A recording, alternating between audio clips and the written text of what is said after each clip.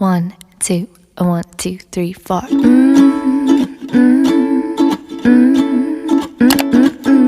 I will never forget the way you rescued. Oke, Assalamualaikum warahmatullahi wabarakatuh. Apa kabar anak-anak ibu semuanya? Kelas 12, IPA 1 dan MIPA 2, SMA Negeri 1 Timpeh.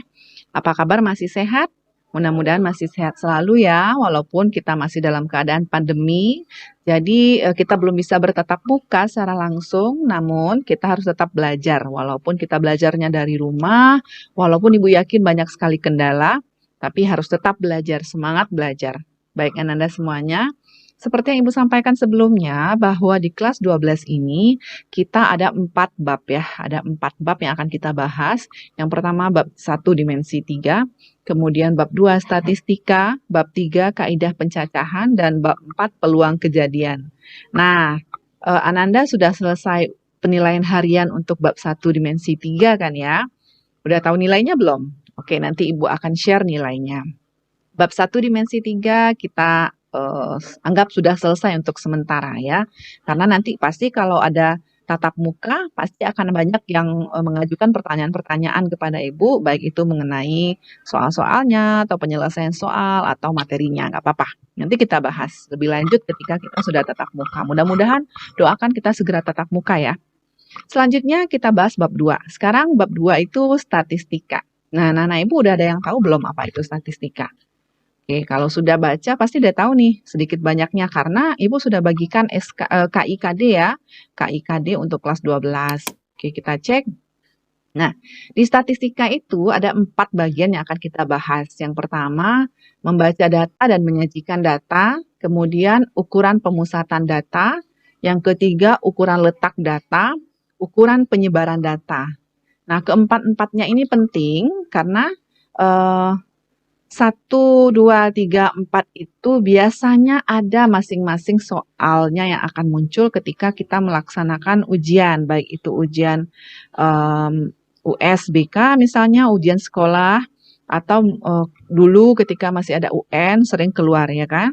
Nah sekarang ini kita mempersiapkan diri kita bagaimana jika dihadapkan dengan permasalahan-permasalahan mengenai 4 yang itu tadi, yang A, B, C, D, yang membaca data, menyajikan data, ukuran pemusatan, ukuran letak, ukuran penyebaran. Nah, untuk membaca data dan menyajikan data, itu untuk sementara itu akan Ibu jelaskan secara singkat saja. Kemudian kita mungkin akan langsung masuk ke ukuran pemusatan data. Nah, bagaimana dengan yang A-nya, Bu? Untuk membaca data dan menyajikan data, nanti insya Allah akan kita bahas di pertemuan tatap muka. Doakan ya pertemuan tatap muka kita segera berjalan. Mudah-mudahan segera. Oke, kita cek membaca data dan menyajikan data ya.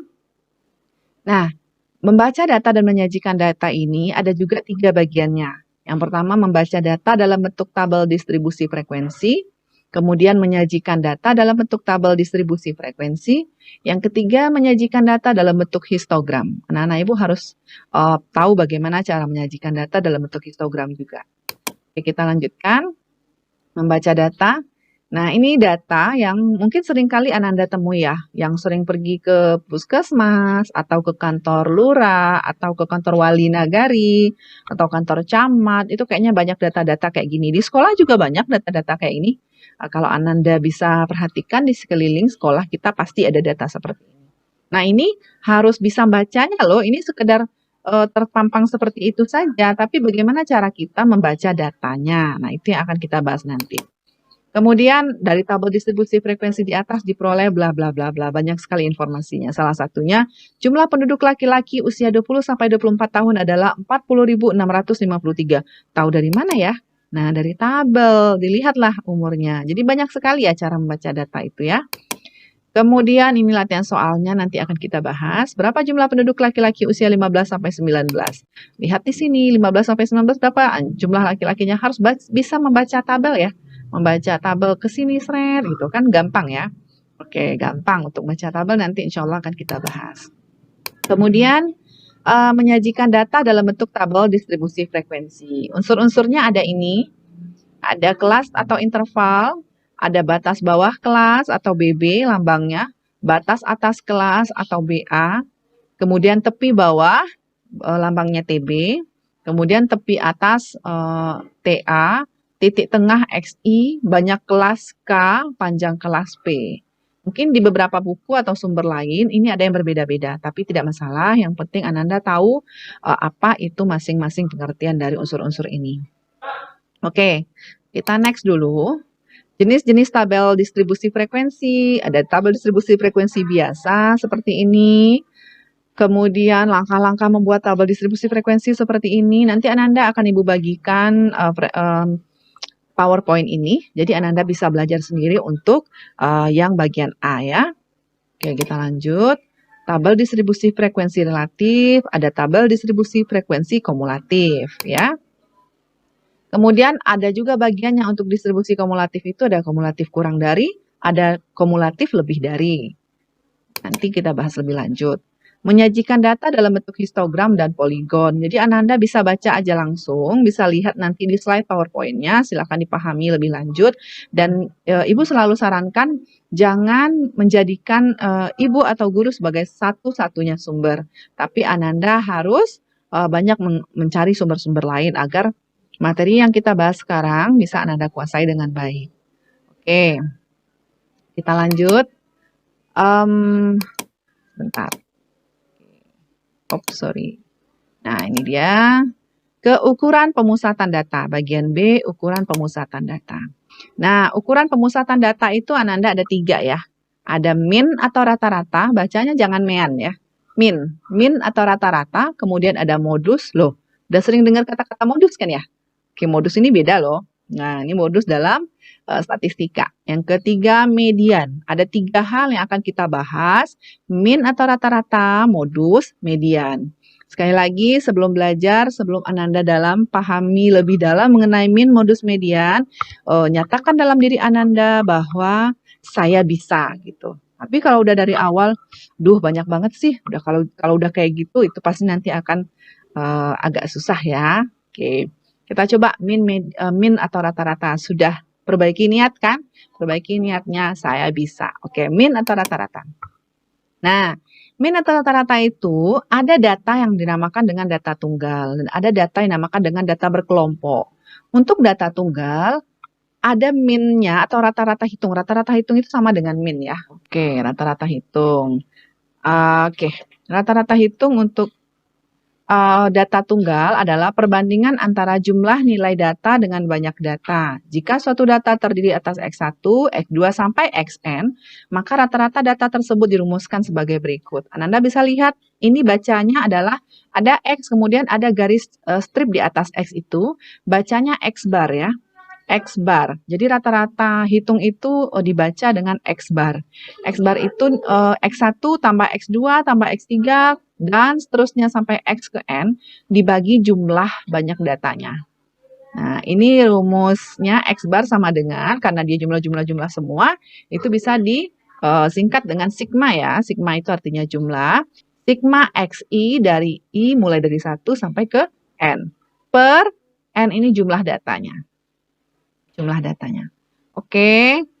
Jika XI muncul dengan frekuensi tertentu, rata-ratanya seperti ini. Nanti Ananda akan ketemu soal yang begini. Nah, begini soalnya. Nanti kita akan ketemu soal yang kita harus menggunakan rumus seperti ini. X bar sama dengan sigma FI kali XI. I sama dengan 1 sampai N per sigma FI. I sama dengan 1 sampai N. Tetap di mana X bar ini adalah rata-ratanya. XI ini adalah nilai data ke I atau nilai data ke berapa yang kita butuhkan. Kemudian N ini banyak data, kemudian FI ini frekuensi nilai data ke I. Oke, itu untuk data tunggal. Jadi kali ini yang kita bahas ada 3, yaitu min, median, modus. Nah, min itu adalah rataan atau X bar, kemudian median itu adalah nilai tengah, kemudian yang ketiga modus. Modus itu adalah data yang sering muncul. Oke, Ananda, sekarang coba kita cek. Ini ada contoh soal. Untuk memahami uraian, ikuti contoh-contoh soal berikut ini. Diketahui data 2522163. Ada berapa jumlahnya ya? Ada 1, 2, 3, 4, 5, 6, 7, 8. Ada 8 data yang kita punya. Kemudian untuk mencari X bar-nya atau rata-ratanya, kita gunakan rumus yang tadi. Jumlahkan semua data ini, kemudian per banyak data. Coba berarti 2 tambah 5 tambah 2 tambah 2 tambah 1 tambah 6 tambah 3 tambah 3 per jumlah banyak data kita sudah hitung tadi ada 8 ya, berarti per 8. Jumlahnya 24 bagi 8 banyak datanya, jadi hasilnya 3. Jadi X bar-nya atau rata-ratanya adalah 3. Nah, sekarang kita sudah mengetahui nih untuk min-nya atau rata-ratanya seperti ini. Nah, kemudian bagaimana cara mencari mediannya? Untuk mencari median, kita harus mengurutkan datanya terlebih dahulu. Kita harus mengurutkan datanya dari yang terkecil sampai yang terbesar. Oke, kita urutkan ya. Cara mengurutkannya adalah tuliskan angkanya di sini, kemudian tandai mana yang sudah ditulis. Oke, 1 tuliskan berarti ini kita lingkari, berarti sudah ditulis. 2, oke, lingkari. 2 lagi, oke, lingkari. 2 lagi, oh mana 2? Oh, ini ya, 2, lingkari. 3, oke, berarti lingkari. Tulis 3 lagi, lingkari. Tulis 5, oke, lingkari. Tulis 6, lingkari. Udah terlingkar semuanya? Berarti datanya sudah terbuat semuanya sebanyak 8 data. Banyaknya adalah N-nya sama dengan 8. Lalu bagaimana cara mencari mediannya? Nah, kita hitung ya nak ya. Kita hitung datanya dari yang pertama sampai ke 8 ini tengah-tengahnya di mana kira-kira? 1, 2, 3, 4, 5, 6, 7, 8. Tengah-tengahnya kalau dibagi 2 dia di mana? Di sini ya, bagi duanya di sini. 1, 2, 3, 4 di kiri. 1, 2, 3, 4 di kanan. Nah, bagaimana cara mencari mediannya? Cara mencari mediannya kita cukup tambahkan 2 tambah 3 dibagi 2. Kenapa begitu? Iya, karena kan data yang sebelah kirinya 2, sebelah kanannya 3. 2 tambah 3, 5 dibagi 2 jadinya 2,5. Berarti mediannya adalah 2,5. Sama dengan cara ini ya, tapi ini lebih gampang. Kemudian modus. Modus itu apa? Modus itu adalah data yang sering muncul. Data yang sering muncul mana? Ini 1 cuma 1 kali. 2-nya ada 3 kali. 3-nya ada 2 kali. 5-nya 1 kali. 6-nya 1 kali. Mana yang lebih banyak muncul? Berarti angka 2 ini yang paling banyak muncul kan? Berarti modusnya adalah 2 gitu. Berarti kita sudah bisa jawab sekarang min, median, modus. Untuk minnya 3, mediannya 2,5, modusnya 2. Itu baru untuk data tunggal ya nak. Oke, kita cukupkan dulu sampai sekian untuk data tunggal. Kita cek dulu yang lainnya ya. Oke, sebentar. Oke, kita coba satu lagi contoh soalnya. Sekarang kita punya contoh soal kedua. Diketahui data 2, 3, 1, 1, 4, 6, 2, 5, 2, 1, 6. Kayaknya ini datanya ganjil ya. Nah, tadi kan datanya genap tuh. Sekarang datanya ganjil. Coba kita cek. Kita bersihkan dulu. Oke. Tadi kita punya data kita genap. Ada 8 data kita. Jumlah data kita tadi ada 8. Coba kita lihat. 8 ya. Ada 8 jumlah datanya tadi. N-nya. Sekarang contoh soal kedua. Gimana kalau sekarang jumlah datanya itu ganjil? Nah, gimana caranya kalau dia jumlah datanya ganjil? Coba kita kerjakan bersama-sama ya. Nah, Ananda perhatikan, kita pertama harus cari min, median, modus kan katanya. Berarti untuk X bar-nya sama caranya dengan yang tadi. Jumlahkan semuanya dibagi jumlah data. 2, 3, 1, 1, 4 ini jumlahkan semuanya. 2 tambah 3 tambah 1 tambah 1 tambah 4 tambah 6 tambah 2 tambah 5 tambah 2 tambah 1 tambah 6 per berapa ini jumlah semuanya? 1, 2, 3, 4, 5, 6, 7, 8, 9, 10, 11. Jumlahnya 11 per 11. Nah, 33 ternyata jumlahnya ya. Bagi 11 sama dengan 3. Berarti X barnya 3. Selesai untuk X barnya. Bagaimana dengan mediannya? Nah, oke. Seperti yang Bu sampaikan tadi, kita harus mengurutkan data dulu. Bikin dulu. 1. Ini karena sudah ada 1 berarti coret gitu. Ini anggaplah ini belum ya. Ini kan sudah ada nih. Sekarang kita bikin sendiri. 1 lagi, coret. 1 lagi, coret. Oke, ada lagi berapa? 1 nggak ada lagi. 2 lagi ya. 2 lagi, bikin 2 di sini. Coret. Bikin 2 lagi. Coret. Masih ada 1 lagi 2-nya. Coret. Oke, angka 3 ada nggak? Ada. Berarti 3. Bikin 3. Coret. Kemudian angka 4. Coret. Angka 5. Kalau tadi Ibu lingkari ya, sekarang Ibu coret. Oke. Angka 6. Coret. Ada lagi 6, satu lagi berarti 6. Coret. Udah tercoretkah semuanya? Nah, jadi kita sudah bisa memastikan bahwa datanya sudah tersalin semuanya setelah kita urutkan. Nah, karena datanya 11. Kira-kira kalau datanya 11 itu titik tengahnya di mana? Nah, titik tengahnya di data ke 6 ya. 1, 2, 3, 4, 5. Nah, coba deh. 1, 2, 3, 4, 5. 5 ke kiri, 1, 2, 3, 4, 5, 5 ke kanan. Berarti pas ya. Coba bedakan dengan yang Ibu buat tadi. Kalau Ibu buat tadi, Ibu kasih garis tengah. Ibu slash begini. Kemudian rata-ratanya Ibu bagi angka kiri, angka kanan bagi 2 ketika dia di slash. Tapi kalau datanya ganjil, maka dia langsung ketemu. Langsung kita bulatkan saja. Inilah dia mediannya. Nggak perlu kita slash, nggak perlu kita bagi 2 lagi. Karena dia udah ketemu. Karena datanya ganjil. Nah, kemudian langsung kita cari modus. Modus itu data yang paling banyak muncul. Ada angka 1-nya 3, angka 2-nya 3. Udah kayaknya itu yang paling banyak ya. Selebihnya 1, 1, 1, 2. Berarti ya udah karena dia kebetulan dua-duanya ada yang muncul 3 kali bersamaan. Modusnya 1 dan 2. Kedua-duanya gitu. Oke. Selesai untuk contoh soal yang kedua. Oke, Nanda. Mudah-mudahan sudah bisa dipahami ya. Oke, untuk latihan, silahkan Ananda kerjakan tugas berikut ini. Ada 3 nomor 1, nomor 2, dan nomor 3. Silahkan Ananda kerjakan tugasnya, kemudian kumpulkan pada link pengumpulan tugas. Oke, terima kasih.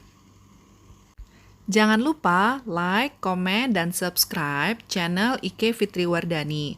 Jangan lupa tekan juga tanda loncengnya untuk mendapatkan info-info terbaru dari channel kami. Terima kasih. Assalamualaikum warahmatullahi wabarakatuh.